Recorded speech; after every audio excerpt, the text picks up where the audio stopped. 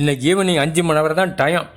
அதுக்குள்ளே உங்கள் வீடு வாசலை விட்டுட்டு இந்த காட்டையே விட்டுட்டு எல்லாம் வெளியேறணும். முடியாதுன்னு சொன்னீங்க, தூக்கி போட்டு மிதிச்சு விடுவேன் அப்படின்னு மிக கோபமாக கூறியதுங்க யானை. அண்ணே, 20 வருஷத்துக்கு மேலே எங்கள் தாத்தா பாட்டி காலத்துலேருந்து இங்கே தானே வாழ்ந்துட்டு வர்றோம், திடீர்னு போச்சோன்னு நாங்கள்லாம் எங்கன்னே போவோம் என்றது மான்.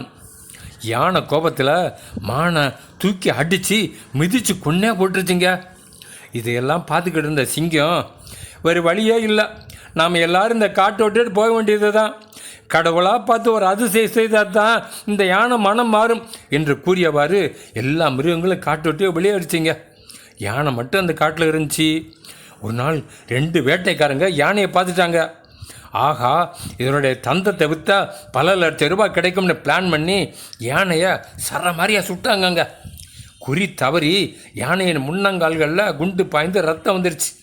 அவங்கள பார்த்த யானை பெரிய மரங்களை பிடுங்கி அவங்க மேலே எரிய ஐயோ அப்பான்னு பத்திக்கிட்டு கதறிக்கிட்டு 2 பேர் ஓடியே போயிட்டாங்கங்க. நடக்க முடியாமல் அந்த யானை அந்த காட்டின் பார்டரில் வந்து விழுந்துருச்சுங்க. ஹெல்ப் ஹெல்ப், யாராவது உதவி பண்ணுங்க, காப்பாற்றுங்கன்னு கதறிச்சிங்க.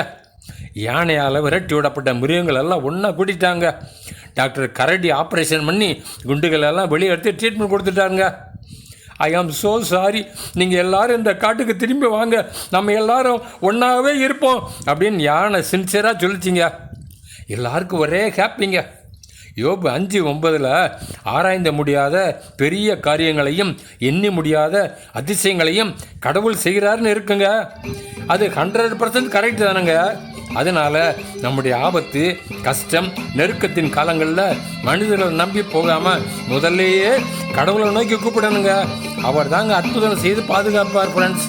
ஓகே, பாய்.